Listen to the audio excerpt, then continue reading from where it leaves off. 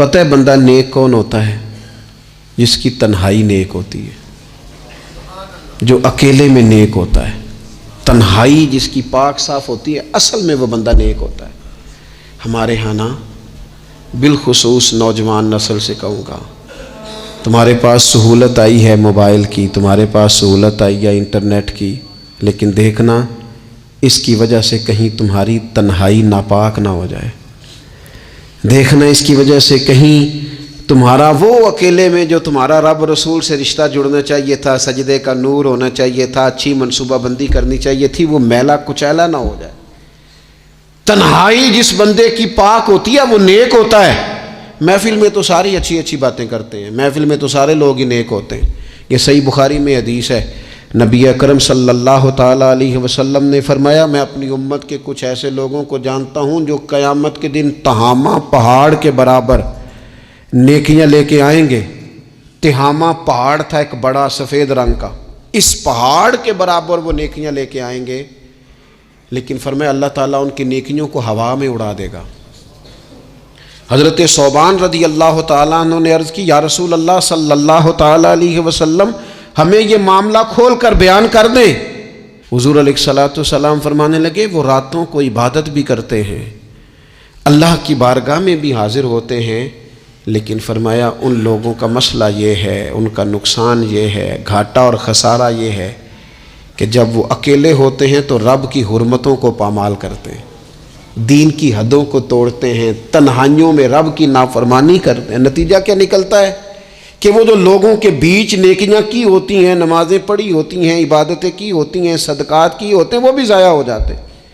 اگر یہ لوگ اپنی تنہائی پاک کر لیں تو ان کی باقی ساری عبادتیں بھی محفوظ ہو جائیں گی۔ اپنی تنہائی پر توجہ دیں، اپنی بالخصوص نوجوانوں، میری آپ سے بڑی درد مندانہ اپیل ہے، اپنی تنہائی میں نا رب کی بارگاہ میں حاضر ہو، اچھے ارادے کرو، اچھی منصوبہ بندی کرو، لمبی دعائیں مانگو۔ اکیلے جب ہو تو پھر نا وضو کر کے رسول پاک کی بارگاہ میں درود و سلام پڑھو، دلوں کو قوت ملے گی، حافظے مضبوط ہوں گے، تمہارے چہروں پر روشنی آئے گی۔ والعاقبۃ للمتقین والصلاۃ والسلام علی رسولہ الکریم، اما بعد، اعوذ باللہ السمیع العلیم من الشیطان الرجیم، بسم اللہ الرحمن الرحیم، من عمل صالحا من ذکر او انثی وهو مؤمن فلنحيينه حياة طيبة۔ قال اللہ تبارک و تعالی فی مقام آخر، ومن اعرض عن ذکری فإن له معیشة ضنکا۔ صدق اللہ العظیم وصدق رسولہ النبی الکریم۔ ان اللہ وملائکتہ یصلون علی النبی یا ایہا الذین آمنوا صلوا علیہ وسلموا تسلیما۔ اللہم صلی علی سیدنا و مولانا محمد معدن الجود والکرم وآلہ وصحبہ وبارک وسلم۔ عزیز دوستو، انسانی زندگی اثرات لیتی ہے، اچھے اثر بھی ہوتے ہیں، برے اثر بھی ہوتے ہیں۔ انسان کو موسم کا اثر بھی ہوتا ہے، انسان پر اس کے خاندان کا اثر بھی ہوتا ہے، انسان پر صحبت کا اثر بھی ہوتا ہے۔ بالکل اسی طرح انسان پر اس کی نیکی کا اثر بھی ہوتا ہے اور گناہوں کا اثر بھی ہوتا ہے۔ نیکی دل کو سکون دیتی ہے، گناہ انسان کو پریشان کر دیتے۔ نیکی اللہ کی رحمت کو متوجہ کرتی ہے۔ پھر حالت یہ ہوتی ہے کہ انسان اپنی ان پریشانیوں کا حل کہیں اور ڈھونڈتا پھرتا ہے، حالانکہ جب گناہوں کی بیماری لگے تو اس کی شفا توبہ میں ہوتی ہے، اس کا حل اللہ کے حضور معافی مانگنے میں ہوتا ہے، پہچاننے میں ہوتا ہے کہ مجھ سے کہاں غلطی ہو گئی، کس جگہ جا کے کمزوری میں نے دکھائی۔ ہر انسان اچھی، ٹھنڈی، خوبصورت، سکھ والی زندگی چاہتا ہے۔ اللہ کریم نے سورہ نحل کے اندر ارشاد فرمایا، من عمل صالحا من ذکر او انثی، فرمایا جو بھی اچھے عمل کرے، چاہے مرد ہو چاہے عورت ہو، وہو مؤمن، شرط یہ ہے کہ مومن ہو، فَلَنُحْيِيَنَّهُ حَيَاتًا طَيِّبًا، فرمایا ہم اسے پاکیزہ زندگی عطا فرما دیں گے، حیات طیبہ دے دیں گے اسے، پاکیزہ زندگی۔ شرط کیا ہے؟ من عامل صالحا، نیک عمل کرے۔ کون سے عمل کرے؟ اٹھنا بیٹھنا کھانا پینا چلنا سونا جاگنا محتاط ہو اس کا، وہ نیکی کرے۔ قرآن پاک کے لفظوں کے حسن پر غور فرمائیے گا، فرمایا فَلَنُحْيِيَنَّهُ حَيَاتًا طَيِّبًا، ہم ضرور اسے پاکیزہ زندگی عطا فرما دیں، صاف ستھری زندگی، معیاری زندگی، خوبصورت شب و روز، آئیڈیل زندگی جس کو لوگ کہیں گے، وہ والی زندگی اسے دیں گے۔ اور دوسرے مقام پر سورہ طٰہٰ کی آیت نمبر 124 میں فرمایا وَمَنْ أَعْرَضَ عَنْ ذِكْرِی، جو ہمارے ذکر سے منہ پھیرے گا، جو ہمارا کھا کے چہرہ کسی اور طرف کرے گا، جو چلے گا ہماری زمین پر لیکن توجہ کسی اور طرف ہوگی، آسمان کی چھت ہماری بنائی ہوئی لیکن اس کے خیالات کہیں اور ہوں گے، فَإِنَّ لَهُ مَعِيشَةً ضَنْكًا، فرمایا ہم اسے تنگ زندگانی عطا کر دیں گے، اس کی زندگی تنگ ہو جائے گی، اس کی معیشت تنگ ہو جائے گی۔ گناہ زندگی کو تنگ کر دیتے ہیں، نیکی زندگی میں آسانی پیدا کرتی ہے۔ آپ کو اگر زندگی میں سکون چاہیے ہو تو آپ کسی غریب کی خدمت کر کے دیکھیں، اللہ کتنا سکون عطا کرتا ہے۔ آپ بڑے پاورفل بھی ہیں، بڑے طاقتور بھی ہیں اور بڑے باوقار بھی ہیں، لیکن کسی کو گالی دے کے آپ کا دل کبھی ٹھنڈا نہیں ہوگا، تکلیف ہوگی، اس کے اندر آزمائش ہوگی۔ ڈاکٹر ریسرچ کرتے ہیں، ڈاکٹر وہ کہتے ہیں گناہ کرنے سے آدمی جسمانی طور پر کمزور ہوتا ہے، لیکن وہی عمل اگر وہ بطور نیکی کرتا ہے تو اللہ اس میں اسے قوت عطا فرماتا ہے، اسی عمل میں اللہ اسے قوت عطا کر دیتا ہے۔ میں صرف اشارہ دے رہا ہوں، اس بات کی تفصیل میں نہیں جانا چاہتا۔ میرے عزیز یہ یاد رکھیں کہ نیکی آپ کو سکون دے گی، نیکی آپ کو ٹھنڈا کرے گی۔ اللہ تبارک و تعالیٰ نے قوموں پہ عذاب نازل کیا اور قرآن مجید فرقان حمید نے ان قوموں کے تذکرے بیان فرمائے۔ بھائی کس لیے بیان کیے؟ کہ ہم عبرت حاصل کریں، ہم یہ غور کر لیں کہ یہ کام ہم نے نہیں کرنا، اس کام سے ہم نے بچنا ہے، ہم نے غور کرنا ہے کہ یہ چیز ہمارے اندر۔ لوگ کہتے ہیں نہیں جی نہیں، ہم پہ یہ عذاب نہیں آئے گا، بالکل نہیں آئے گا، اس میں شک نہیں۔ پر اللہ نے بیان کس لیے کیا تھا؟ بیان کیا قرآن مجید معاذ اللہ کسی ایسی چیز کا بیان کرتا ہے جس کی ضرورت نہ ہو؟ قرآن پاک نے ایک ایک حرف ایسا بیان کیا جس کی مسلمان کو ضرورت تھی۔ قوم نوح کا ذکر فرمایا قرآن پاک نے، حضرت نوح علیہ السلام کی قوم کو حضرت نوح علیہ السلام نے 1500 سال سمجھایا ہے۔ کچھ لوگوں نے 950 سال لکھا ہے نا، اعلیٰ حضرت نے لکھا 1500 سال عمر ہوئی حضرت نوح علیہ السلام کی۔ اللہ تعالیٰ بندے کو جلدی سزا نہیں دیتا، بلکہ قرآن مجید میں ایک جگہ رب کریم اس طرح بھی فرماتا ہے کہ جب بندے مجھے بھول جاتے ہیں تو میں ان کے لیے نعمتوں کے دروازے کھول دیتا ہوں۔ بندہ سمجھتا ہے کہ میں کچھ تو ہے نا کہ میرے اندر کہ میں جدھر جاتا ہوں خیر ہی خیر ہو جاتی ہے، وہ سمجھتا ہے کہ میری عقل ہے، حالانکہ اللہ اسے ڈھیل دیتا ہے، اللہ اسے ڈھیل دیتا ہے۔ گناہوں کی سزا کے 3 طریقے ہیں۔ ایک ہے متنبع کرنا، تنبیہ کرتا ہے اللہ، بندہ متنبع ہو جاتا ہے، یہ اللہ کا بہت بڑا احسان ہوتا ہے۔ ایک ہوتا ہے مہلت دینا، اور ایک تیسرا ہوتا ہے اللہ خفیہ تدبیر کرتا ہے۔ تھوڑا سا سمجھیے گا، انسان پر کوئی آزمائش آئی، فوراً اس کی چھٹی اس نے کہا کہ وہ فلان جگہ غلطی کی تھی تب ایسا ہوا ہے۔ ہوتا ہے نا کئی دفعہ، آواز آتی ہے نا اندر سے، چلیں بول دیں کچھ نہیں ہوتا آپ کو، اللہ جانتا ہے یہاں کوئی کچھ نہیں کہے گا آپ کو، اور ہماری تو ویڈیو بھی نہیں گھومتی، یعنی خبر بھی نہیں ہو کہ کس نے ہاں کر دی کس نے نہ کر دی۔ آپ بغیر ٹینشن کے بات چیت کریں، آج کچھ نہیں ہوتا ہے انشاءاللہ تعالی۔ آتی ہے اندر سے آواز؟ میں آپ سے اس لیے ان چیزوں کی تصدیق کراتا ہوں کہ باقیوں کو بھی آتی ہے کہ نہیں، اس لیے تصدیق۔ کبھی کوئی کسی جگہ انسان پریشان ہوتا ہے تو محسوس کرتا ہے کہ وہاں مجھ سے ہوتا ہے نا جی، جس کو یہ نصیب ہو جائے بڑا خوش نصیب آدمی ہے۔ حضرت مولا علی فرماتے ہیں اگر تجھے دنیا میں سزا مل گئی تو بچ گیا ہے سمجھ، پھر اللہ کرم کرے گا، آخرت میں سزا نہیں دے گا۔ اور یہ یاد رکھ لے، وما اصابکم من مصیبت فبما کسبت ایدیکم ویعفو عن کثیر۔ اللہ فرماتا ہے دنیا میں تجھے جو بھی تکلیف پہنچتی ہے وہ تیرے ہاتھوں کے کرتوتوں کی وجہ سے پہنچتی ہے۔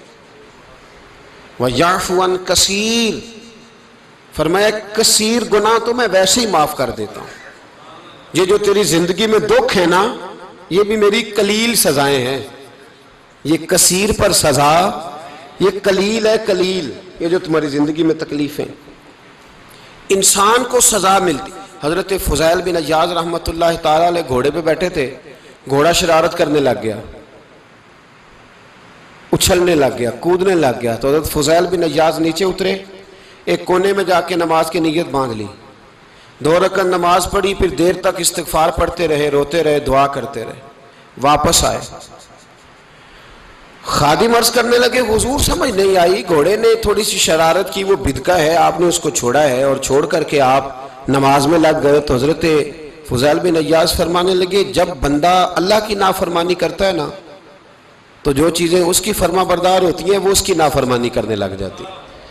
تو مجھے محسوس ہوا تھا کہ میں نے کہیں اللہ کی نافرمانی کی ہے، اس لیے ایسا ہوا ہے کہ میرے گھوڑے نے میری، تو میں توبہ کرنے لگا ہوں، اور اب دیکھتا ہوں بیٹھ کے بھلا کیا ہوتا ہے۔ میں نے سچی توبہ، حالانکہ مجھے یاد نہیں کہ میں کہاں بولا، پر کھری اور سچی توبہ کی۔ دوبارہ گھوڑے پہ بیٹھے تو گھوڑا بالکل صحیح ہو کے ساتھ چلنے لگ گیا۔ میرے بھائی جب یہ تنبیہ ہے اللہ کی طرف سے، یہ متنبہ کیا جاتا ہے کہ تو بعد آ جا۔ بہت ساری جگہوں پہ انسان کو وقتی طور پر اگر سزا مل جائے، نبی پاک علیہ السلام کی خدمت میں ایک صحابی آئے، بات مضبوط کر دوں، واقعہ سنایا ہے نا تو کچھ لوگ سمجھتے ہیں کہ یہ واقعہ ہے، تو میں ایک حدیث پاک امام بہقی کی لکھی ہوئی عرض کرتا ہوں۔ نبی پاک علیہ السلام کے ایک صحابی آئے اور ان کا سر پھٹا ہوا تھا، خون بہ رہا تھا۔ سرکار نے فرمایا کیا ہوا؟ عرض کی حضور ایک عورت جا رہی تھی، میری نظر پڑی، ابھی نظر پڑی ہے کہ میرے آگے ستون آ گیا تو میرے سر پہ لگ گیا ہے۔ نبی پاک صلی اللہ علیہ وسلم نے فرمایا تیرے لیے خوشخبری ہے، اگر دنیا میں تیری غلطی کی تجھے سزا ملی ہے تو پھر رب تجھے قیامت میں سزا نہیں دے گا، پھر اللہ قیامت میں سزا۔ بعض گناہ ایسے ہیں جن کی یہاں بھی سزا ملے گی اور وہاں بھی ملے، لیکن میرے بھائی پہلی بات یہ ہے کہ اللہ تعالیٰ اس غلطی کی یہی سزا دے لے، اور دعا فرمائے اللہ تبارک و تعالیٰ یہاں بھی معافی عطا فرمائے، وہاں بھی معافی عطا فرمائے، اللہ درگزر ہی فرمائے۔ لیکن میرے بھائی ایک تو یہ سزا، ایک سزا یہ ہوتی ہے کہ انسان جب گناہ کرنے لگتا ہے تو اللہ نعمتوں کے دروازے کھولتا ہے، مہلت دیتا ہے۔ 500 سال تک فرعون کو مہلت دی، کتنے؟ یہاں جو 5 سال حکومت کر لیتا ہے وہ کہتا ہے سب سے قابل میں ہی ہوں، مجھے مہلت جو ملی ہوئی ہے۔ 500 سال مہلت دی اللہ تعالیٰ نے، اور فرعون کی قوم پر پتہ عذاب کس طرح کے آئے تھے؟ ٹڈیاں مسلط کر دی اللہ نے۔ یہ گھومتی نہیں چھوٹی سی، ہم اپنی زبان میں اس کو کچھ لوگ مختلف ناموں سے یاد کرتے ہیں، کوئی مکڑی کہتا ہے، کوئی کچھ کہتا ہے، مسلط کر دی، جاتی نہیں۔ ان پر بنی اسرائیل کے ان مقابل جو فرعون کی قوم تھی ان پر الزام اس طرح کا عذاب آیا کہ مینڈک مسلط کر دی اللہ تعالیٰ۔ برتن کھولتے تھے اندر مینڈک نکلتا تھا، دنیا کی ہر دوائی استعمال کرتے تھے لیکن مینڈک نکل آتا تھا۔ تھوڑا سا سمجھا کریں چیزوں کو، ہمارے رنگ نہیں زیادہ گورے کہ ہم پر عذاب نہیں آتا، کوئی بہت زیادہ اللہ تعالیٰ معاف فرمائے دولت نہیں جمع کرا بیٹھے شاہی خزانے میں کہ ہم سے پوچھا نہیں جائے گا۔ یہ مہلت ہے، مہلت کو مہلت سمجھو۔ پھر جب پکڑ آتی ہے نا اللہ کریم کی، میں نے دیکھا ہے کروڑوں روپیہ، 6 اولادیں، ایک شخص کے بچے باہر سے آ رہے تھے، وہ بندہ بیمار تھا، مجھے کہنے لگا حضرت جی دعا کریں میں ان کے آنے سے پہلے مر جاؤں ورنہ آ کے مجھے مار دیں گے، دعا کریں۔ اتنی بے سکونی، کروڑوں روپیہ پڑا ہے تو یہ عذاب نہیں؟ کوئی ضروری ہے کہ پتھر ہی برسیں گے تو سمجھ آئے گی؟ یہ جو سگا بیٹا بوڑھے باپ کے قریب سے گزر جاتا ہے سلام نہیں لیتا تو اس کو عذاب نہیں سمجھتے؟ یہ جو امت کی بیٹیاں، امت کی بچیاں، ہماری بچیاں ایک سال کے اندر 75 76 ہزار بچی ایک ایک ڈویژن سے بھاگ کے شادی کر رہی ہے اور ایک ایک صوبے سے، تو اس کو آپ اللہ کا عذاب نہیں سمجھتے؟ یہ معمولی بات ہے؟ نہیں ہمارے رنگ ہو رہے ہیں، ہم بڑے سمارٹ ہیں۔ 1500 سال مہلت دی نوح علیہ السلام کی قوم کو۔ کتنے سال؟ بول کے بتائیے، بول کے دوبارہ بولیے۔ 1500 سال۔ کوئی آدمی اپنی سمارٹنس پہ خوش نہ ہو جائے کہ 20 سال ہو گئے، میں تو نافرمانی بھی کر رہا ہوں، روٹی بھی پک رہی ہے، میں تو حرام بھی کھا رہا ہوں، پھر بھی سب ٹھیک ہے۔ 1500 سال مہلت دی۔ پھر حضرت نوح کہنے لگے اللہ میں نے تو بڑا سمجھایا، نہیں باز آتے۔ تو رب کریم نے فرمایا کشتی بناؤ۔ اللہ کے پیغمبر کشتی بنانے لگے تو قوم مذاق اڑانے لگ گئی۔ اب کیا کرنے لگے ہو؟ اب کشتی بنانے لگے ہو، خیر تو ہے، قوم مذاق اڑا رہی ہے۔ حضرت نوح علیہ السلام کا آپ نے کشتی بنائی، پانی کہاں سے نکلا؟ نہ بارشیں ہوئی نہ سیلاب آئے، ایک تندور تھا اس کے اندر سے پانی نکلنا شروع ہو گیا۔ کبھی تندور سے بھی پانی نکلا ہے، پر جب نکالنے والا چاہتا ہے تو وہاں سے بھی ایک تندور سے پانی نکلا۔ اتنا نکلا اتنا نکلا اتنا نکلا کہ قوم ساری ڈوب گئی۔ قرآن مجید کے صفحات شہادت دیں گے کہ حضرت نوح کی قوم کا بچہ بہ گیا، بچے صرف وہ تھے جو حضرت نوح کے ساتھ ہو گئے، تباہ ہو گئی۔ اللہ بے نیاز ہے، بے نیاز۔ 1500 سال مہلت ملے اور تو پھر بھی کہے رب بڑا کریم ہے، معاف کر دے گا۔ 1500 سال تجھے گنجائش دے اور تو کہے کوئی نہیں، بات معافی ملنی چاہیے ابھی بھی۔ میرے بھائی، حضرت صالح علیہ السلام کی قوم، حضرت صالح نے تبلیغ شروع کی تو کہنے لگے پہلے معجزہ دکھاؤ۔ جی آج تو نہیں نا لوگ معجزے مانگتے ہیں، آج بھی لوگ کرامتیں اور معجزے، اللہ معاف کرے، جو چیزیں معجزہ تو ہو نہیں نہ سکتا، لیکن آج بھی لوگ، آپ یقین کریں، کہتے ہیں یہ بڑی نمازیں پڑھتا ہے تو پھر بخشا کیوں نہیں گیا، پھر کیوں نہیں منو سلوا کیوں نہیں اترا اس پر، پھر میں بھی اسی طرح ہی ہوں، کیا اس کے اندر خوبی آ گئی؟ مولوی بھی ویسے ہی ہے، صوفی بھی ویسے ہی ہے، لوگ مانگ نہیں رہے، لوگ دلیلیں مانگ نہیں رہے، ابھی بھی لوگ بحث نہیں کرتے، کیا فرق آ گیا جی؟ ویسے ہی ہیں سارے۔ اللہ تعالیٰ سے ڈرنا چاہیے۔ ہمیں سامنے والے کی طرف دیکھ کر صحیح ہونے کا حکم نہیں ہے، ہمیں اپنی اصلاح کا حکم ہے، اپنی طرف دیکھ کے اپنے آپ کو ٹھیک کرنے کا۔ الزام لگا کے گزر جانا، اس کا کوئی مطلب؟ سنو اور یاد رکھو، حضرت صالح علیہ السلام سے کہنے لگے پہلے معجزہ دکھائیں، تو حضرت صالح علیہ السلام نے فرمایا اونٹ کہاں سے پیدا ہوتے ہیں؟ کہا اونٹنی کے بطن سے۔ فرمایا آؤ میں تمہیں پہاڑ کے اندر سے اونٹنی پیدا کر کے دکھاتا ہوں۔ کہاں سے؟ پہاڑ کے اندر سے۔ حضرت نوح ساتھ لے کے گئے تو پہاڑ کے اندر سے اونٹنی نکلی، اور اونٹنی بھی گابن تھی، اس کے پیٹ میں بچہ، اور اونٹنی اتنا دودھ دیتی تھی کہ ساری بستی دودھ پی جاتی تھی، پھر بھی دودھ بچ جایا کرتا تھا۔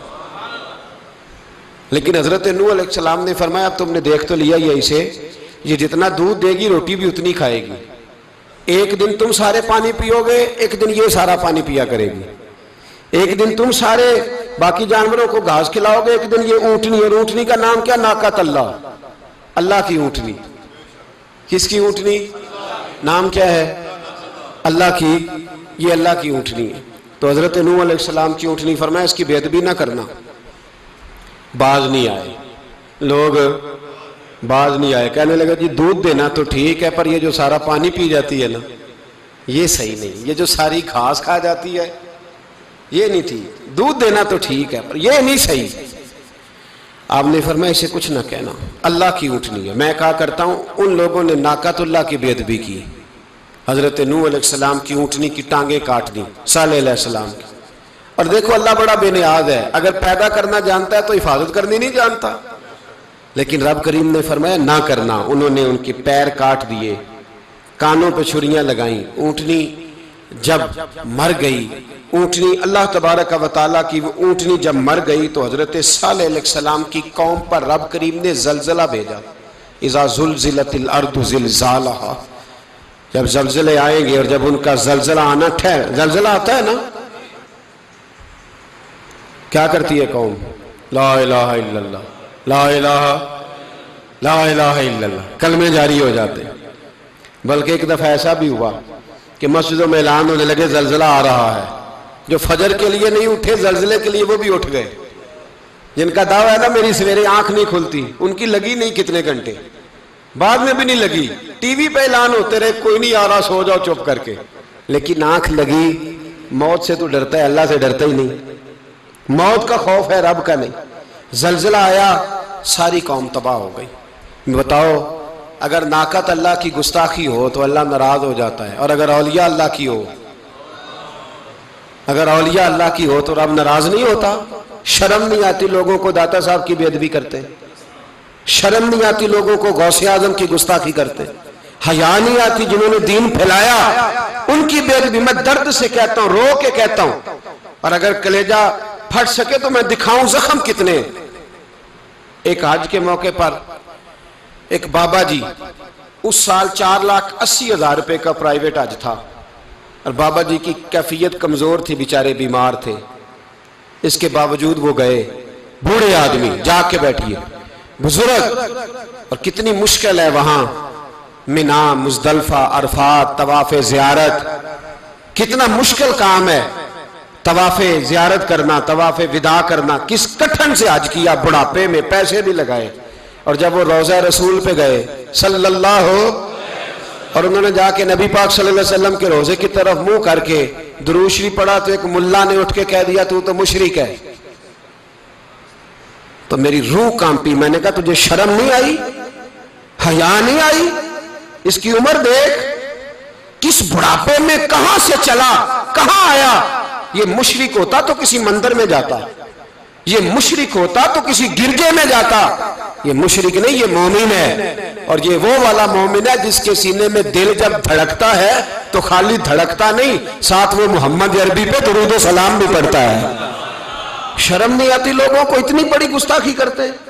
جو روضہ رسول پہ آیا مشرک ہے. میں نے جو ایک مولوی کو صاف صاف کہا تھا، میں نے کہا اگر میں مشرک ہوں تو نکالو، مشرک کا داخلہ تو یہاں ویسے ہی منع ہے. شرم نہیں آتی؟ اپنی زبان کا ایک پاس کرو کچھ. اتنا ظلم، اتنی بڑی فرقہ واریت امت میں، اتنا امت کو تقسیم کرتے ہو، تمہیں شرم نہیں آتی؟ جہاں سے اتحاد کا پیغام دینا چاہیے وہاں سے تم لوگوں کو فرقے کا پیغام دیتے ہو، ایک مقصود فرقے کی تبلیغ کرتے ہو. خدا رہا تو میں کہہ رہا ہوں ناقت اللہ کی بے ادبی پہ عذاب آتا ہے، تو اولیاء اللہ کی بے ادبی پہ نہیں آتا.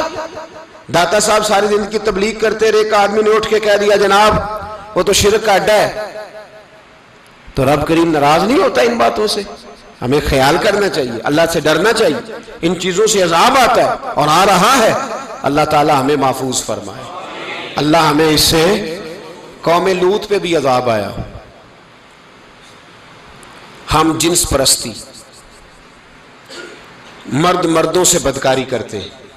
حضرت نوح نے سمجھایا کہ یہ کام درست فطرت کے خلاف ہے، یہ کام درست نہیں.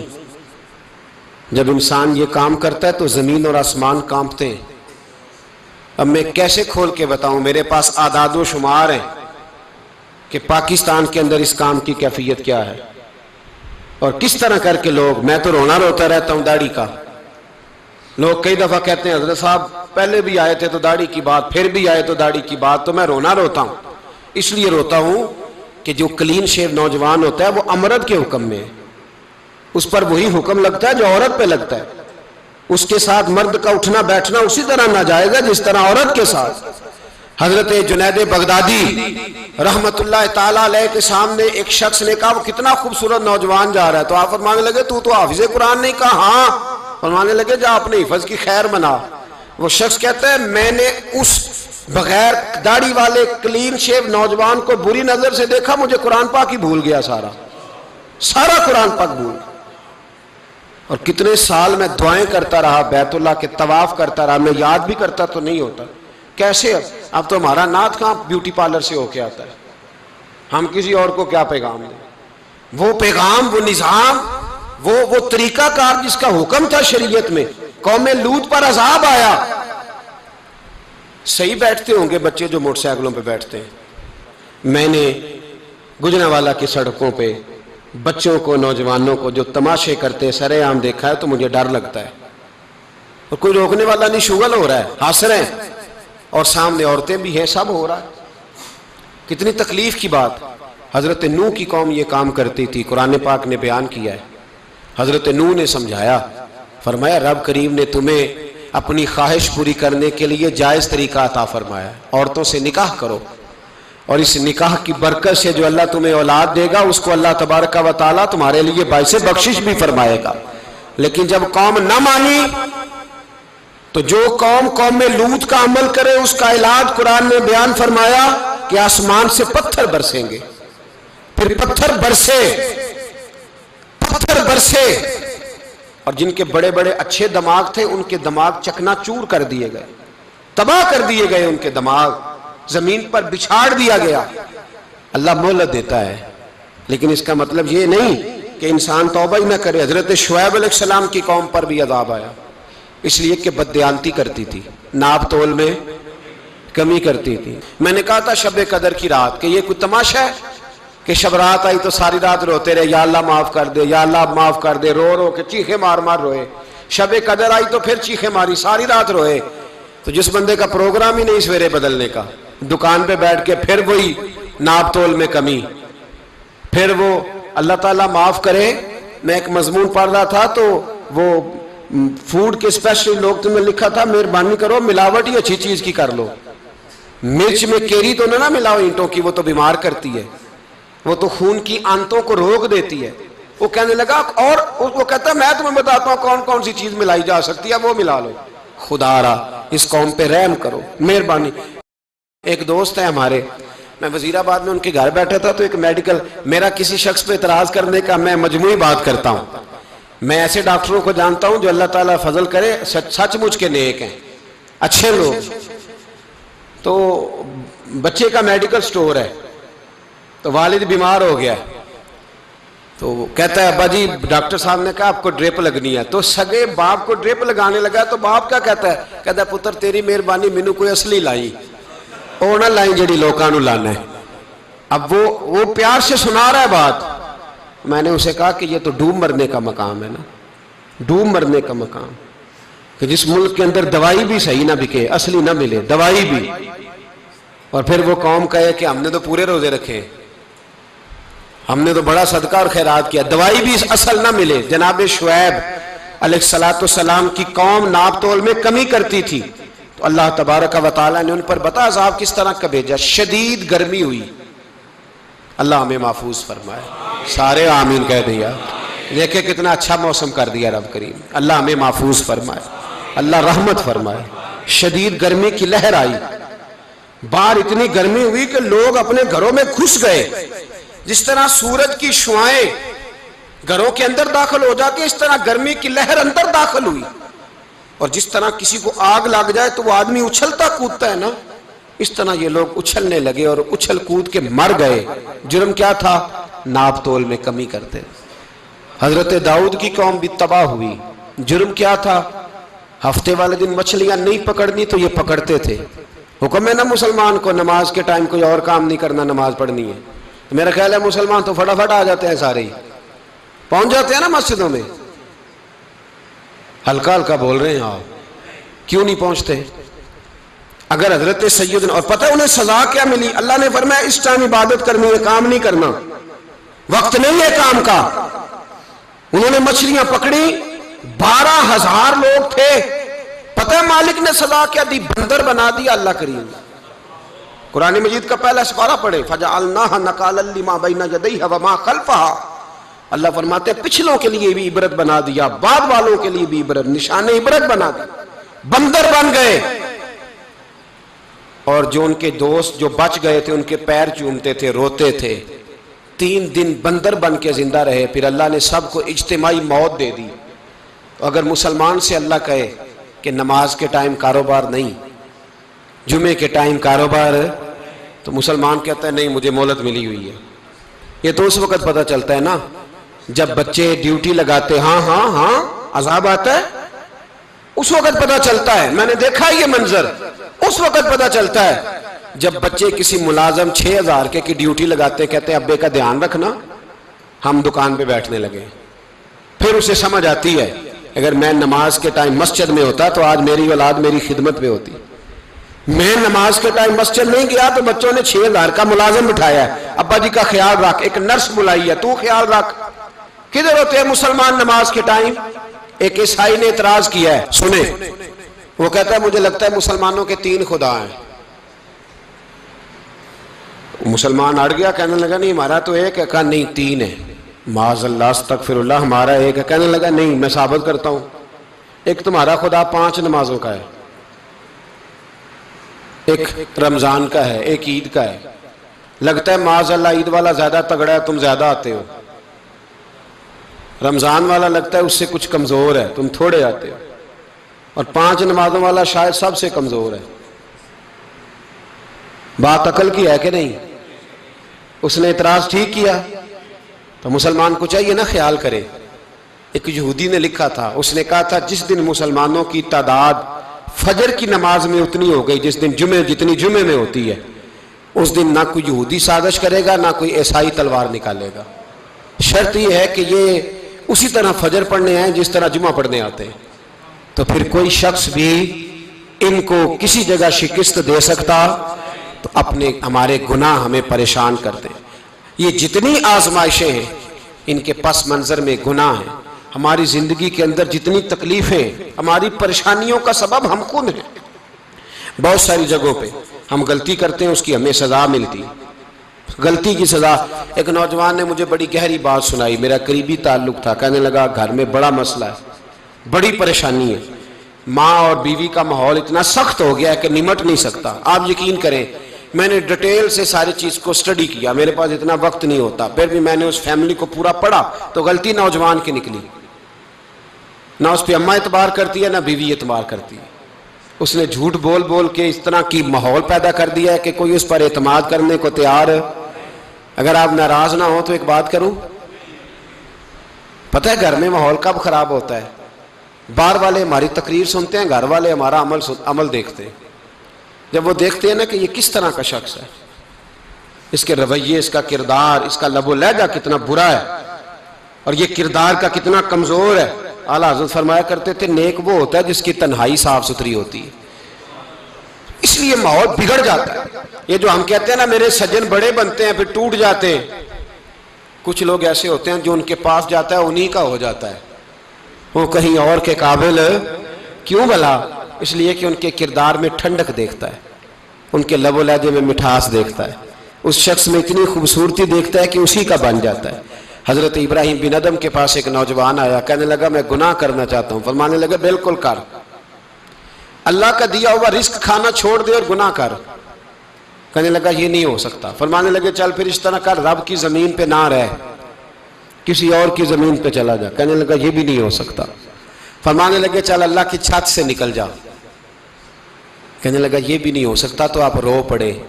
فرمانے لگے پھر جناب اسرائیل جب آئیں تو ان سے کہنا مجھے 2-3 سال کی مہلت دے دے، پچھلی میری گناہوں میں گزر گئی، میں ذرا 3 سال عبادت کر لوں۔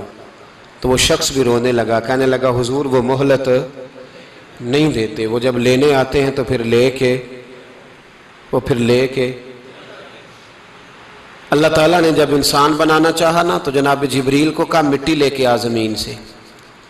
حضرت جبریل نے مٹی پہ ہاتھ ڈالا تو باقی کی مٹی رونے لگ گئی، اسے جدا نہ کر، تو جناب جبریل چھوڑ کے چلے گئے۔ حضرت میکائیل کو بھیجا مٹی لا، مٹی پہ ہاتھ ڈالا تو باقی کی مٹی رونے لگ گئی، چھوڑ کے چلے گئے۔ جناب اسرائیل کو بھیجا، مٹی پہ ہاتھ ڈالا تو باقی کی رونے لگ گئی، چھوڑ کے نہ جاؤ۔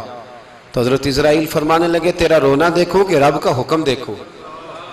وہ لے گئے، جب پیش کی تو رب کریم نے فرمایا اسرائیل جان نکالنے کی ڈیوٹی بھی تیری، تو مٹی کو لے آنا، باقی مٹی روتی بھی رہے تو روتی رہے، جب میرا فیصلہ آ جائے تو پھر اس میں کوئی گنجائش، ہم کھاتے بھی اللہ کا ہیں، نافرمانی بھی اس کی کرتے، زمین پہ بھی اس کی چلتے ہیں، نافرمانی بھی اس کی کرتے، حکم کسی اور کا مانتے، چھت پہ رب کریم کی رہتے، اس طرح نظام نہیں چلتا۔ میرے بھائی یاد رکھ لو، گناہوں کی سزا ملے گی، زندگی تنگ ہو جائے، یہاں بھی آزمائش ہوگی اور وہاں بھی۔ میں نے درس پہ کہا تھا، پھر بات کہتا ہوں، یہ میں اپنے لیے کہہ رہا ہوں، توجہ ہے میری بات پر۔ دعا فرمایا کرے کہ جو کچھ ہم نظر آتے ہیں اللہ ہمیں ویسا بننے کی توفیق بھی عطا فرما۔ اللہ ویسا بننے کی، یہ مشکل معاملہ ہے، مشکل. دیکھیں نا ایک آدمی سیاست دان ہے, اس نے بڑے اچھے نعرے لگائے, انقلاب آ جائے گا, میں غریب کا بھلا کر دوں گا, میں یتیموں کے سر پہ ہاتھ رکھوں گا, میں مجبوروں کی مدد کروں گا, میں دکھیوں کی مدد کروں گا, مزدوروں کو. اس نے اچھے اچھے نعرے سکھائے, اچھا اس نے پیغام دیا. اندر اس کے یہ تھا کہ اقتدار ملے گا تو مرضی کروں گا. لوگ اس کے گرد بھی گئے, اس کی گاڑی کے پیچھے بھی بھاگے, لوگوں نے اس کے نعرے بھی لگوائے, جیب سے پیسے لگا کے اس کے پوسٹر بھی شائع کیے. لوگ اس کے گرویدہ ہو گئے. لوگوں نے پوری, اور میری قوم نے تو بیچاری نے کئی دفعہ دھوکے کھائے. جس نے نعرہ لگایا غریب اسی کے پیچھے مسیحا بن کے چل پڑا. آج دھوکہ دے لیا, لوگوں کو پیچھے لگا لیا. یہ بتاؤ اگر راز کھل جائے, اگر راز کھل جائے کہ یہ دھوکہ دے رہا ہے, یہ فریب کر رہا ہے, تو لوگ اس کا کیا حال کریں گے؟ یہ راز قیامت میں کھل جائے گا.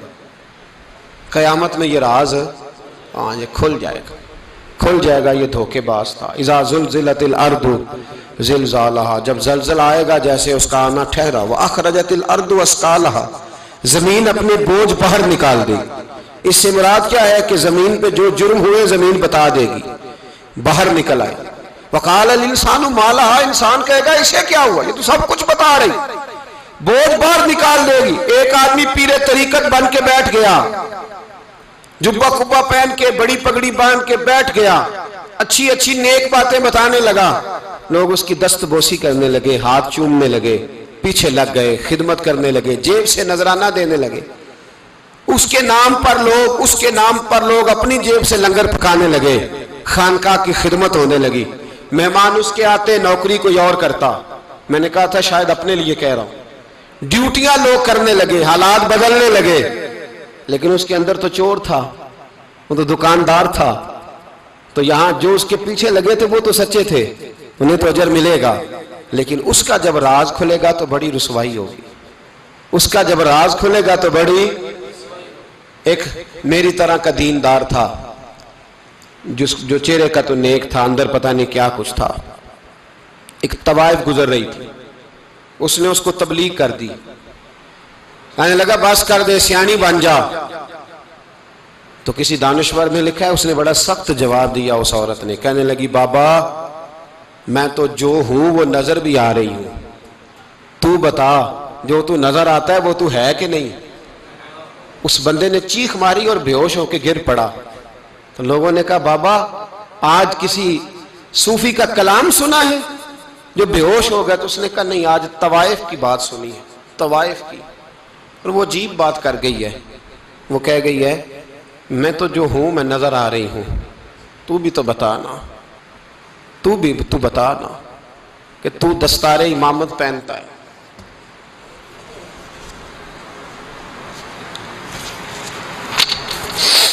تو بتا, تو جو کہلاتا ہے تو وہ ہے کہ نہیں. یہ وقال الانسان ما لها, یہ راز قیامت میں کھلے گا. ہم جو کچھ بتا رہے ہیں نا اپنی زبانوں سے, ہمیں اپنے گناہوں کا احساس ہونا چاہیے. ایسا نہ ہو کہ جب سزا ملے تو پھر اس طرح کی ملے کہ دوبارہ کسی کو کوئی منہ دکھانے کے قابل نہ رہے. میرے بھائی یاد رکھیں اور سمجھیں, گناہ انسان کی زندگی کو تنگ کرتے ہیں. میرے نبی پاک علیہ السلام نے فرمایا جب تو جھوٹ بولتا ہے تو تیرے فرشتے کرامن کاتبین سائیڈ پہ ہو کے کھڑے ہو جاتے ہیں. جب تو زنا کرتا ہے تو تیرے اندر سے ایمان نکل جاتا ہے. اور نبی پاک علیہ السلام نے فرمایا جب میری قوم میں ناانصافی عام ہو جائے گی تو قتل بھی عام ہو جائے گا. اور سن لو, لکھ لینا یہ حدیث دل کی تختی پر. نبی پاک علیہ السلام نے فرمایا جب میری قوم میں بے حیائی اور بدکاری عام ہو جائے گی تو 2 سزائیں اللہ دے گا. ایک تو جوان موتیں آئیں گی, جوان بچے کچھ بھی نہیں دیکھا چلے گئے. اور دوسری سزا اللہ یہ دے گا کہ ایسی بیماریاں آئیں گی جن کا علاج نہیں ملے گا, ایسے امراض پھوٹ پڑیں گے. اگرچہ میں آپ کو ایسی تقریر بھی سنا سکتا تھا جس پہ آپ بہت زیادہ محظوظ ہوتے, پر میں نے اس جمعے میں ایسا موضوع چنا ہے جس کا ہمیں خاص ضرورت ہے. بھائی دیکھیں تو صحیح کہ ایسا تو نہیں کہ ہم ان عیبوں میں مبتلا ہیں. میرے نبی کریم علیہ السلام نے فرمایا جب تم نیکی کا حکم دینا نیکی کا حکم دینا اور برائی سے منع کرنا چھوڑ دو گے، پھر اللہ تم پر ظالم حکمران مسلط کرے گا۔ اور اگلے لفظ اس سے بھی زیادہ سخت ہیں۔ محبوب فرمانے لگے پھر تمہاری نیک لوگ دعائیں بھی کریں گے تو اللہ وقتی طور پر ان کی دعاؤں کو بھی قبول نہیں فرمائے گا، اس لیے کہ تم لوگوں نے نیکی کا حکم دینا اور بھلائی سے روکنا چھوڑ دیا۔ عزیزو یاد رکھو، جب گناہ عام ہوتے تو پھر حالات بدلتے اور لوگوں کو سزا ملتی ہے ان کے گناہوں کی، بلکہ یہاں تک لکھا ہے کہ نیت خراب ہو تو سزا شروع ہو جاتی۔ کیا خراب ہو؟ بولیے گا۔ نیت بھی خراب ہو تو سزا۔ حضرت رومی کہتے ہیں کہ ایک بادشاہ کو پتہ چل گیا کہ ایک آدمی نے بڑا اچھا باغ لگایا ہے، خوبصورت باغ ہے، مالٹے کا، کنوں کا باغ، بڑا پیارا۔ بادشاہ نے کہا ذرا جا کے دیکھتا ہوں۔ بادشاہ سلامت باغ دیکھنے آئے تو اب وہ مزدور آدمی تھا، عام آدمی تھا جس نے باغ لگایا، کسان تھا، اس کو کہا کہ چند کنوں توڑ کے لایا تو بڑے پیارے لگے۔ ایک دو اور لایا، کھائے، بڑے میٹھے، بڑے پیارے، بڑے توانا، بڑا مزہ آیا۔ تو بادشاہ کے دل میں خیال آیا کہ اس پہ قبضہ نہ کر لوں باغ پہ۔ ہمارے ہاں نا کرائے پہ دکان دیتا نا مالک، تو جب کسی غریب کی چل جاتی ہے کہتا ہے تو خالی کر، میں نے خود ڈال لی ہے۔ چل گئی نا اس کی، حالانکہ رزق اپنے اپنے نصیب کا ہے، رزق اپنے اپنے نصیب کا ہے، جس کو اللہ تعالیٰ چاہتا ہے عطا کرتا ہے۔ تو اس کو کہا کہ اور توڑ کے لا، اور دل میں خیال ہے کہ یار اتنا اچھا باغ ہے، قبضہ کر لیتے ہیں، ہماری حکومتیں قبضہ کر لیتی ہیں کہ جو چیز اچھی لگ جائے۔ اب وہ کسان دو تین کنوں توڑ کے لایا، اس نے کھائے تو کھٹے نکلے، ترش تھے۔ کہنے لگا تجھے کیا ہو گیا ہے؟ تو بندہ بڑا صاحب دل تھا، کہنے لگا میں تو ٹھیک ہوں، آپ اپنی نیت سے پوچھیں کہیں خراب تو نہیں ہو گئی۔ تو کنوں میں بھی اس کا اثر آ گیا ہے، اپنی نیت، تو نیتیں بگڑ جائیں نا، نیتیں۔ اب ایک بات کہنے لگا ہوں، غور سے سننا، جب تک دو بھائی اکٹھے کاروبار کرتے ہیں نیت ہوتی ہے کہ ہمارا گھر چلے گا، تب تک اللہ برکت دیتا ہے۔ اور جب اپنی اپنی جیبیں سمیٹنے لگ جاتے ہیں نا کہ یہ میرا 5000 ہے، آج میں گیا تھا اگرائی کرنے، یہ میرا 10,000 ہے، آج میں نے زیادہ کی، جب وہ ٹٹولنے لگتے ہیں پھر اس دکان سے بھی برکت اٹھ جاتی ہے، پھر وہاں سے بھی برکت چلی جاتی ہے۔ فَإِنَّ لَهُ مَعِيشَةً ضَنْكَ، فرمایا جب تو میں منہ پھیر لیتا ہے پھر تیری زندگی اللہ تنگ کر دیتا، پھر وہاں سے بھی برکت، خوبصورتی، اثر اٹھ جاتا ہے۔ ایک سنار نے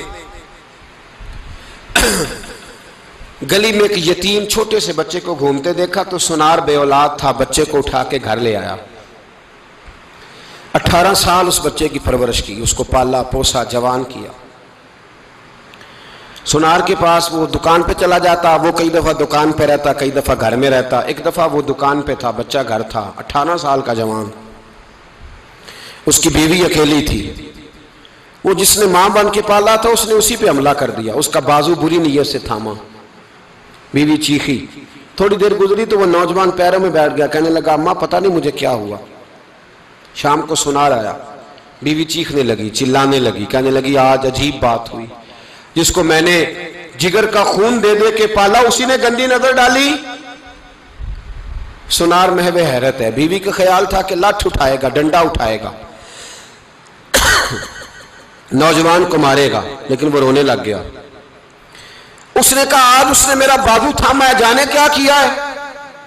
پریشان ہونے لگ گیا، سجدے میں گر گیا، کہا تو بتاتا کیوں نہیں؟ تو وہ سنار کہنے لگا اس کی غلطی نہیں، 18 سال کے بعد آج مجھ پر بھی شیطان سوار ہوا تھا۔ ایک عورت آئی تھی، وہ اپنے بازوؤں میں چوڑیاں پہننا چاہتی تھی تو میں نے بھی گندی نظر سے ہاتھ ڈالا تھا، رب کریم نے مجھے فوراً اس کی سزا دی۔ جن کے گھروں میں بیٹیاں ہوتی ہیں ان کی نظریں گندی نہیں ہوتی، جو بیٹیوں کے باپ ہوتے ہیں، جو بہنوں کے بھائی ہوتے ہیں، ان کی نظریں گندی۔ اور اگر تو ٹیلی فون کرتا ہے، تو کسی عورت کے ساتھ تعلق رکھتا ہے تو یہ بات لکھ لے، امام فخر الدین رازی 1، علامہ اسماعیل حقی 2، ملا جلال الدین رومی 3، امام خازن 4، امام جلال الدین سیوطی 5 حدیث کے استاد اور محدث لکھتے ہیں کہ اگر تو کسی پر گندی نظر ڈالے گا تو تیرا گھر بچ سکتا، یاد رکھ نہیں بچے گا، اس لیے کہ تیری نظر کسی کی بیٹی کو بیٹی سمجھ، تاکہ تیری بچی کا پردہ قائم رہے۔ کسی کی بہن کو یہ کیا بات ہوئی کہ تو جتنا مرضی گند معاشرے میں پھیلاتا رہے تیرا گھر بچا رہے؟ یہ کیسے ہو سکتا ہے؟ فَإِنَّ لَهُ مَعِيشَةً ضَنْكَ، اللہ فرماتے ہیں زندگی تنگ ہو جائے گی تیرے لیے مشکل، تو ڈھونڈتا پھرے گا کہ میں مرنے کو جگہ تلاش کروں۔ سچی توبہ کرے، کھری توبہ کرے۔ یہ گناہ انسان کو مجبور کر دیتے ہیں۔ حضرت عبداللہ بن مبارک رحمۃ اللہ تعالی علیہ، ان کے سینکڑوں شاگرد تھے، ایک شاگرد کے انتقال کا وقت آیا تو گھر گئے ملنے۔ آپ کہتے ہیں میں نے زور لگا لیا پر اس کی زبان پر کلمہ جاری نہیں ہوا۔ میں اسے کہتا کلمہ پڑھ پر اس کی زبان پر جاری۔ اللہ اکبر، بہت بڑی نعمت ہے۔ دعا فرمائیں اللہ ایمان کی موت عطا فرمائے، ایمان کی موت دے اللہ کریم، ایمان کی موت دے۔ ایسے بھی لوگ دیکھے ہیں، مسجد نبوی ہے، رسول اللہ کا شہر ہے، سر سجدے میں ہے، روح پرواز کر گئی، روح پر کتنا نصیبوں والا ہے، کتنا نصیبوں والا ہے کہ مسجد نبی میں سر سجدے میں رکھا ہے اور اللہ تبارک و تعالیٰ نے محبوب کے قدموں میں موت عطا فرمائی۔ تو حضرت عبداللہ بن مبارک کہتے ہیں میں نے اس کو کہا کلمہ پڑھ تو اس کی زبان پہ جاری نہیں ہوتا۔ میں بار بار کہتا تو وہ منت کرتا، کہتا حضور میں کوشش کرتا ہوں جاری نہیں ہوتا۔ فرماتے میں پریشان ہو کے اٹھا، ابھی میں دروازے پہ پہنچا تھا، اس نے چیخ ماری اور روح پرواز کر گئی۔ بچے رونے لگے، بیوی رونے لگی، تو میں نے اس کی بیوی سے کہا کہ یہ جرم کیا کرتا تھا، اتنا بڑا پاپی پہ کلمہ جاری نہیں ہوا۔ اس کی زوجہ کہنے لگی حضرت جی دو گناہ تھے اس کے، ایک تو یہ شراب کا عادی تھا، روکتی تھی باز نہیں آتا تھا، اور دوسری بات یہ کہ یہ اپنی اماں کا نافرمان تھا، وہ 2 گلیاں چھوڑ کے رہتی ہے، یہ کبھی ملنے نہیں گیا تھا، اس بوڑھی کا کلیجہ اس کی طرف سے بڑی تکلیف میں تھا۔ تو حضرت عبداللہ بن مبارک کہنے لگے جا تو بھی دعا کر اور اس کی ماں کو بھی کہہ دعا کرے کہ یہاں تو یہ کلمہ نہیں اسے نصیب ہوا، اللہ کرے اللہ آخرت کی منزلیں اس کی بہتر فرما دے۔ میرے بھائی ایسے گناہ، حضرت مالک بن دینار نے توبہ کی، توبہ کی انہوں نے۔ کس طرح؟ فرماتے میں نشے کا عادی تھا، کسی نے مجھے کہا کہ بطور دوائی شراب پی لو تو میں نے پی لی، نشے کا عادی تھا، شراب پیتا تھا۔ اللہ تعالیٰ نے بڑی منتوں اور کوششوں کے بعد، منتوں کے بعد ایک بیٹی عطا فرمائی، وہ بھی 2.5-3 سال کی ہوئی تو پردہ کر گئی۔ کہتے میں اس کی قبر پہ بیٹھ کے گھنٹوں روتا، شراب کا عادی تھا۔ ایک دن سویا تو خواب دیکھتا ہوں کہ میرے پیچھے ایک بڑا سانپ لگ گیا، اور سانپ جب منہ کھولتا ہے تو انگارہ نکلتا ہے۔ میں پھر دعا کرتا ہوں اللہ ہمیں معاف فرمائے، اللہ ہم سے درگزر۔ میں کچھ قبرستانوں میں جاتا ہوں تو میں سانپ بچھو پھرتے ہوئے دیکھتا ہوں اور ڈر آتا ہے کہ ہم یہاں آنے والے ہیں۔ یہ لوگ کہہ رہے ہیں کہ تمہاری تیاری ہے، کسی وقت بھی اعلان ہو جائے گا کہ چلو بھائی چلو فلاں صاحب کا جنازہ ہے، اٹھو۔ لوگ کہتے ہیں جلدی کرو، اور ایک کونے میں ایک شخص یہ بھی کہتا ہے کہ دیگ بھی رکھ لو مہمان بڑے جمع ہو گئے، اور ایک کونے میں لوگ یہ بھی کہتے ہیں کہ برف ٹھنڈی لے آؤ، لوگوں نے پانی بھی پینا۔ پہلے اعلان ہوتا ہے کہ فلاں فوت ہو گیا، پھر اعلان ہوتا ہے جنازے کا ٹائم ہو گیا، پھر اعلان ہوتا ہے جنازہ اٹھایا جائے گا، اور پھر بات ختم ہو جاتی ہے۔ پھر کل من علیہ فان، پھر کوئی نہیں پوچھنے آتا، ختم ہو گئے، قصہ ہی ختم ہو گیا، ان لوگوں کی کہانی مٹ گئی، ختم ہو گئے، بڑے بڑے قد کلا، کوئی پوچھنے والا نہیں۔ موت کا راج ہے، راج ہے موت کا راج، موت راج کرتی ہے بس، اور کسی کا راج نہیں، وہ راج کرتی ہے، جدھر جاتی ہے اسی کا راج ہے، راج کر رہی ہے۔ تو حضرت مالک بن دینار کہتے ہیں قبرستان میں نے دیکھا، میں خواب دیکھتا ہوں بڑا اژدہا، اس کے منہ کے اندر آگ میرا پیچھا کر رہا ہے۔ کہتے ہیں میں خواب دیکھ رہا ہوں، میں دوڑا، لیکن وہ اژدہا جب میں دوڑا تو میرے آگے آ کے کھڑا ہو گیا۔ میں مشرق کو دوڑا تو وہاں بھی آ گیا، مغرب کو دوڑا تو وہاں بھی آ گیا۔ جناب مالک بن دینار کہتے ہیں ایک بوڑھا شخص کمزور مجھے بچانے آیا، پر اس اژدہا نے پھونک ماری تو وہ بوڑھا آدمی دور جا گرا۔ کہتے میں چیختا تھا، چلاتا تھا، ایک پہاڑی پہ میں بھاگا گیا تو وہاں مجھے میری بیٹی ملی، مجھے فوت ہو گئی۔ وہ اس اژدہے کے آگے اس نے یوں ہاتھ کیا تو اژدہا پیچھے بھاگ گیا۔ میں نے بیٹی کو گود میں اٹھایا، میں نے کہا بیٹی یہ کون تھا؟ کہنے لگی ابا یہ تیرا برا عمل تھا، یہ تیرا برا عمل تھا، یہ تجھے کھا جاتا اگر میں نہ ہوتی۔ تو کہا یہ بوڑھا جو مجھے بچانے آیا یہ کون تھا؟ کہا یہ تیرا اچھا عمل تھا پر کمزور بڑا تھا، تھوڑا تھا، یہ تیرے برے عمل کا مقابلہ کرنے کی ہمت نہیں رکھتا تھا۔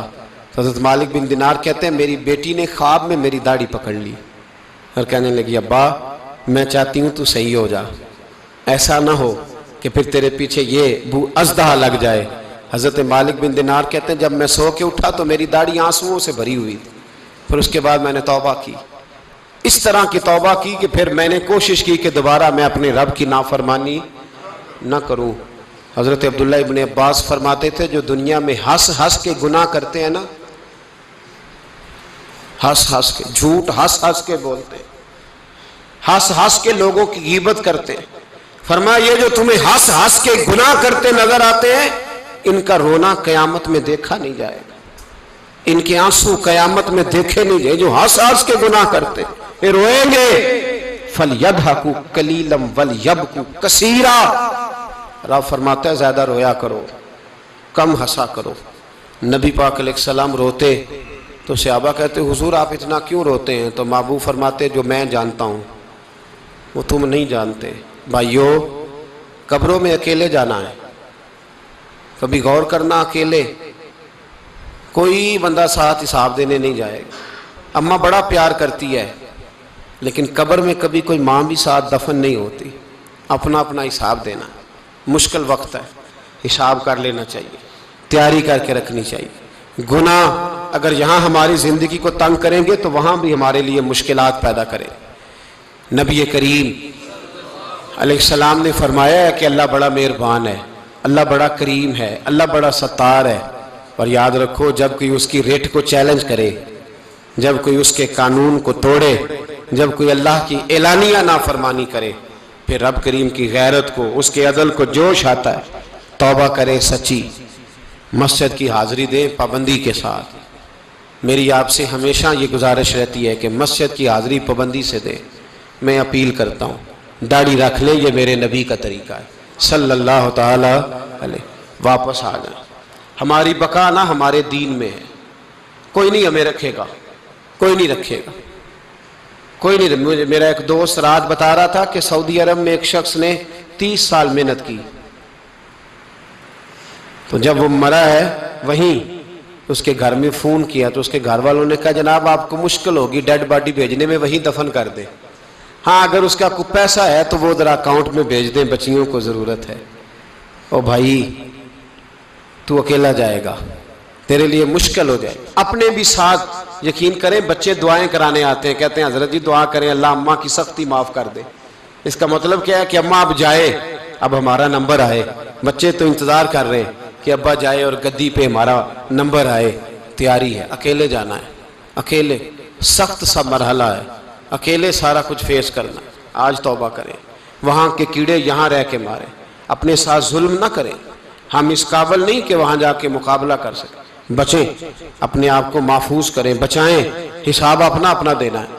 کسی باپ نے اگر اپنے بچوں کو حرام کھلایا تو بچے تو نہیں کہہ رہے تھے نا کہ حرام لے کے آ، تو باپ نے حساب دینا، والد نے۔ لہٰذا مہربانی فرمائیں، اپنے اوپر رحم کھائیں، اپنے آپ کو سنواریں۔ آج جمعۃ الوداع ہے، توبہ کریں، اللہ کے نیک بندوں کی صحبت میں بیٹھا کریں، اچھی باتیں سنا کریں تاکہ دل نرم رہے۔ ان جگہوں سے بچیں جو گناہ کی طرف لے کے جاتی، ظلم سے، زیادتی سے، جبر سے بچیں۔ اپنے آپ کو اپنے رب کریم کی بارگاہ میں جھکا دیں۔ ہمارا کہیں اور گزارا نہیں، کوئی نہیں ہمیں پوچھے گا۔ اقبال رو پڑے آخری عمر میں، رو پڑے اور اللہ کی بارگاہ میں عرض کرنے لگے نہ جہاں میں کہیں بھی امان ملی، جو امان ملی تو کہاں ملی، میرے جرم خانہ خراب تیرے عفو بندہ نواز میں، پناہ صرف اللہ رسول کی بارگاہ میں، باقی کوئی پناہ دینے کو تیار نہیں ہے۔ دعا کرتا ہوں اللہ کی بارگاہ میں اللہ ہمیں سچی توبہ کی توفیق عطا فرمائے۔ آخر دعوانا ان الحمدللہ۔